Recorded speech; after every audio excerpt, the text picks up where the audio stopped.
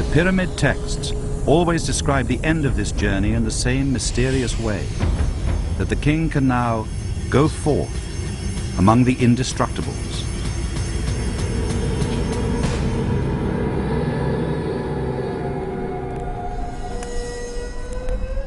To understand this mystery is to understand the very purpose of a pyramid.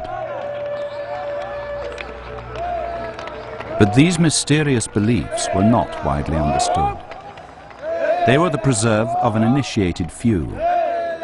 Khufu's workers had more ordinary concerns, ensuring that 1,000 tons of stone were moved each day onto the pyramid's slowly rising surface.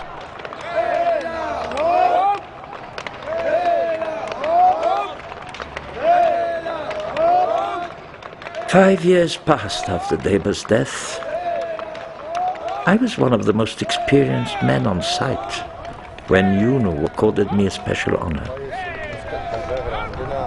I had seen Yunu on the outcrop, but had never imagined that I would be introduced to him. He had a special task for me, one that could only be understood with a special blessing. Words that were to change my life.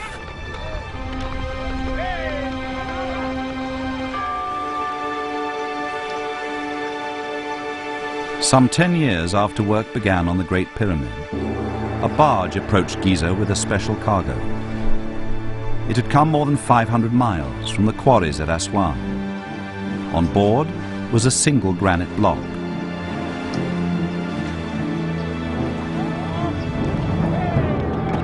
The block was one of 9 that were being brought to Giza, together the most vital 9 blocks of all the millions that make up the Great Pyramid.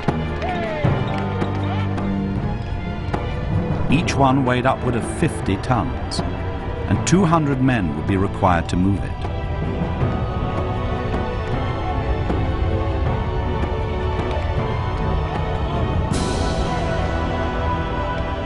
King Khufu's upper burial chamber was ready to be completed, and the 9 granite blocks would form its roof. Each block had to be dragged across the unfinished pyramid and put in place above the chamber beneath. I had the scribes draw a reference in red ochre down the exact center of each block, and I seated myself on top of the first block at one end of the chamber. I held up a plumb bob, and I aligned it with both the red reference mark on the incoming block and the central marker post beyond. That way I could keep the block exactly central as it passed over the chamber. Such a vast weight had to be perfectly distributed. The words of Yunu's blessing were ringing in my ears. So this holy chamber was the center, the purpose of the whole pyramid. It had to be protected.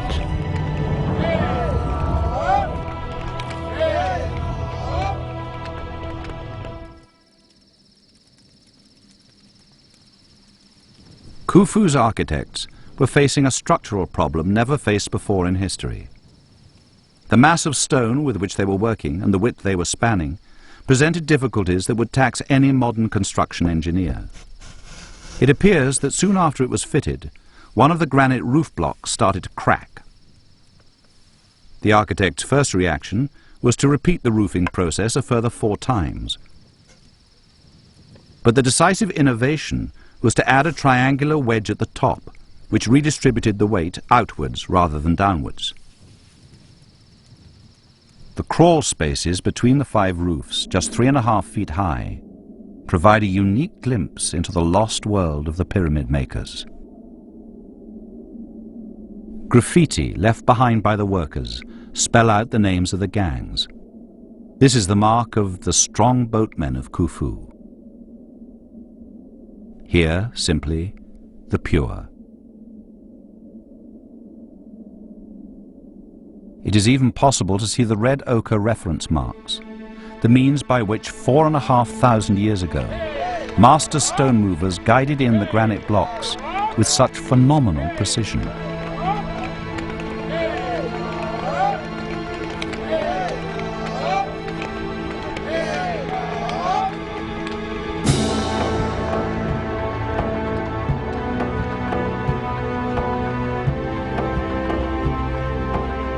the last third of the pyramid could not be reached by the main ramp. Instead, a spiral ramp was used, supported on the stepped sides of the pyramid and climbing up with it. Up this spiral ramp, the most expert stone hauling gangs dragged the final blocks until the very top was reached.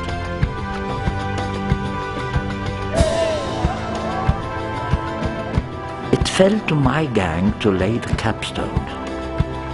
It had been prepared by the masons more carefully than all the others.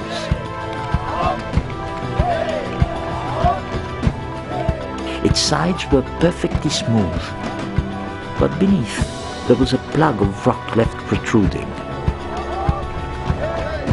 We rotated the block until the plug fitted into a groove carved in the blocks beneath.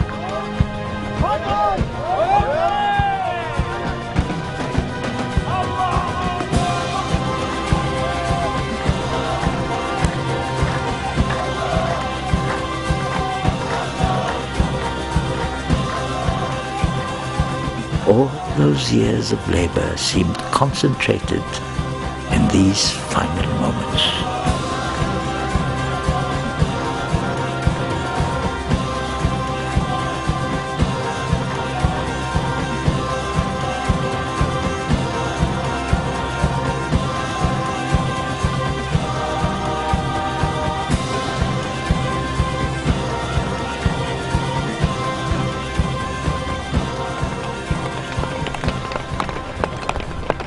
After the capstone was placed, the ramps were stripped away and the stepped outer stones were cut so that they all continued downwards at one perfect angle. Each block was then highly polished and smoothed to create 4 glittering triangles of stone. The effect would have been blinding, quite different from the pyramid we see today. For today, the pyramids have been stripped of their outer stones, reused in the building of medieval Cairo. But we can still get an inkling of the effect from Khafre's pyramid, which is next to the Great Pyramid. Most of its outer stones have also been taken away, but at the very top they still remain. They've darkened now with age, but they give a sense of how a newly finished pyramid would have looked.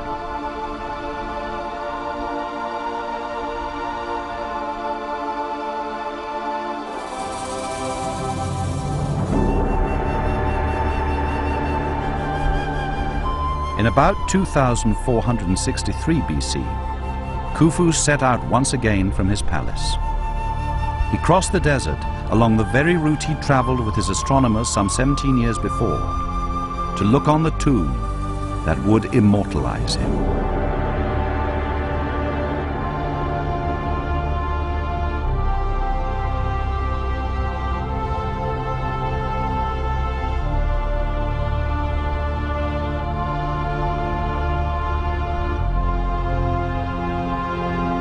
Pyramid shadow, there were also 3 smaller pyramids for his queens. To the east of the pyramid, a great stone causeway stretched down to a temple by the edge of the Nile.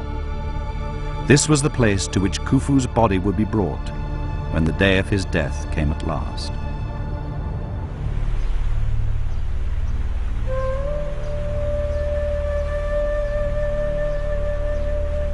It was in the early morning of a spring day around 2457 BC that it finally did.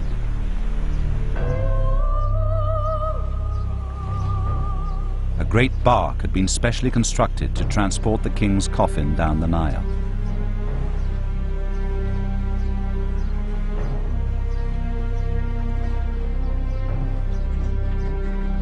Once its purpose had been served, it would be dismantled, and it too would be buried.